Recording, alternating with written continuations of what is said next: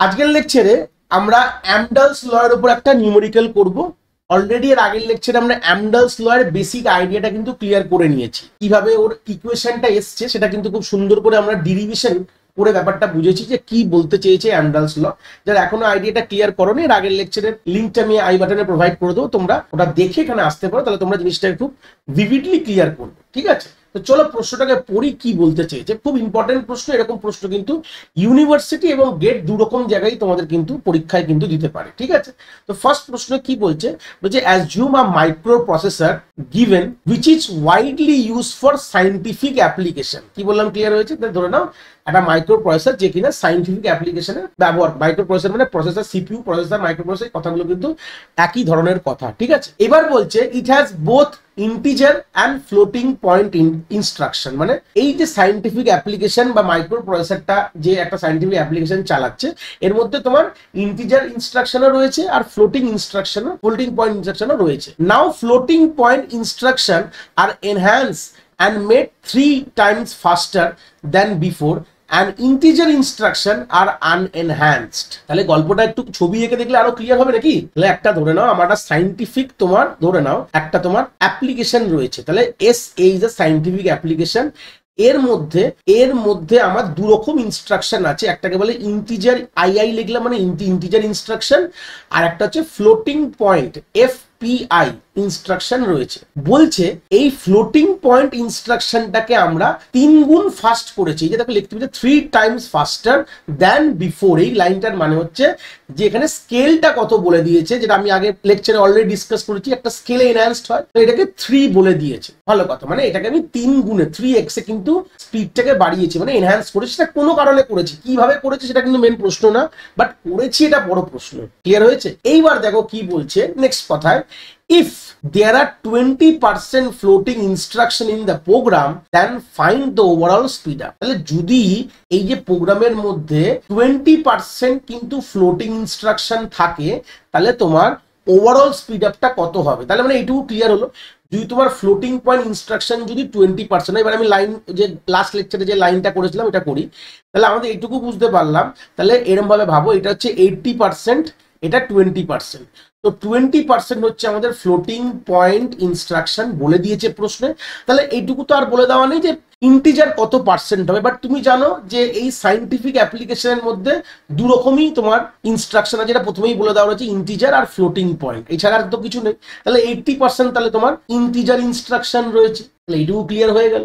তার মানে আমরা কিন্তু এই 20%কে এনহ্যান্স করেছি আলটিমেটলি। দেখো এখান থেকে প্রশ্নটা কত সুন্দর ক্লিয়ার হয়ে যাবে, দেখো তার মানে এইটুকু ক্লিয়ার হলো, একটা সাইন্টিফিক অ্যাপ্লিকেশন বলে কোন একটি প্রোগ্রাম রয়েছে বা অ্যাপ্লিকেশন বলতে পারো, যেটা মাইক্রোপ্রসেসরের আন্ডারে চলবে, ভালো কথা।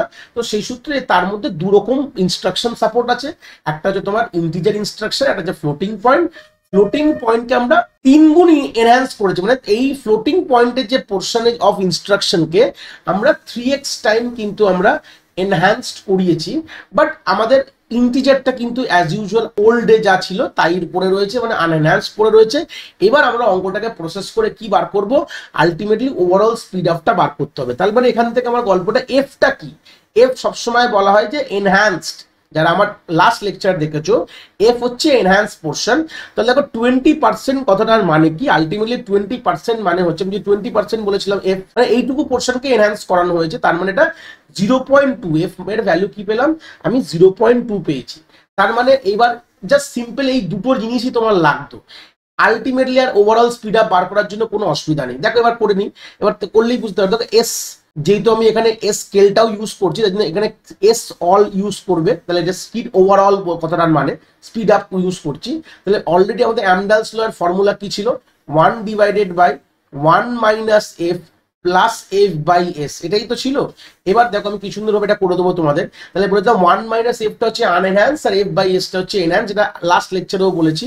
তো 1 ডিভাইডেড বাই, দেখো এফ এর ভ্যালু তুমি পেয়েছো 0.2, তাহলে এখানে লিখে বসিয়ে দাও না, এগুলো বোঝার থেকে বাইরে চোখের দিকে বসিয়ে দেবে। 0.2 করলে আর এটা প্লাস দিয়ে তোমরা এফ বাই এস করবে, মানে 0.2 ডিভাইডেড বাই 3। আর কার কি কিছু করার আছে? তাহলে এটা কি হবে 1 divided by 0.8 plus 0.2 divide by 3। এবার তো বেসিক ক্যালকুলেশন গুলো করে নেবে, এলসিএম করে নিয়ে আলটিমেটলি করে নেবে, করলে তোমাদের আসবে 3/2.6। এটা ফাইনাল অ্যান্সার হয়ে যাবে 1.1538। ছোট ছোট আমি পাশে এখানটাও লিখে দিলাম, এটার অ্যান্সার হয়ে যাবে 1.1538। তার মানে গল্পটা কি দেখো, আমাদের স্কেলটা কি ছিল 3x, মানে আমাদের যে ফ্লোটিং পয়েন্ট ইনস্ট্রাকশনটা আমরা 3 গুণ ফাস্টার করেছি, বাট ওভারঅল স্পিডে কতটা এফেক্ট হলো? ওভারঅল স্পিডে কিন্তু 1.15x ফাস্টার হয়েছে, মানে আমার পুরো সিস্টেমটা আগে যা ছিল, আগে যা সময় লাগতো তার থেকে 1.15x ফাস্টার হয়েছে। 1.15x, দেখো এটাই বলেছিলাম, এটাই কিন্তু অ্যামডালস বলেছে, যতই তোমরা কোন একটা পোর্শনকে ফাস্ট করো না, ওভারঅল স্পিড কিন্তু তুমি কখনোই এইটা ইকুয়াল পাবে না। মানে 3 গুণ কোলা মানে তোমার ওভারঅল স্পিডও তোমার 3 গুণ বেড়ে যাবে, এটা কিন্তু কখনোই অ্যামডালস বলেনি। অ্যামডালস একটা কথাই বলে গেছে যে তুমি যে কোনো পোর্শনকে তুমি যত স্কেলেই বাড়াও না কেন, ফাস্ট করো না কেন, ওভারঅল কিন্তু ওটাকে টাচ করানো যাবে না, কেন কিছু পোর্শন তোমার আনএনহ্যান্স থেকেই যাবে। এখানে দেখো, এখানে পার্সেন্টেজটা অনেক ফ্যাক্টর করছে, মাত্র 20% তোমার এনহ্যান্সড হয়েছে, 80% তো এনহ্যান্সড হয়নি, আগের মতোই রয়ে গেছে। তো স্পিড তুমি কি করে পাও? দেখো যে তার জন্য 3 গুণ তুমি ওভারঅল তুমি স্পিড আপ করেছিলে একটা পোর্শনে, বাট তুমি ওভারঅল স্পিডে, ওভারঅল বলবো না, তুমি একটা পোর্শনে তুমি 3 গুণ বাড়িয়েছিলে, তো ওভারঅলে গিয়ে তুমি দেখলে যে 1.5 গুণ, তোমার 1.5 গুণ বলবো না, 1.15x তোমার কিন্তু ওভারঅল স্পিড বেরিয়েছে। এটাই অ্যান্সার। তো আলটিমেটলি তোমাকে কিন্তু এটাই তোমাকে ফাইন্ড আউট করতে হবে। আমি হাইলাইট করে দিলাম বাই ইউজিং দিস ফর্মুলা।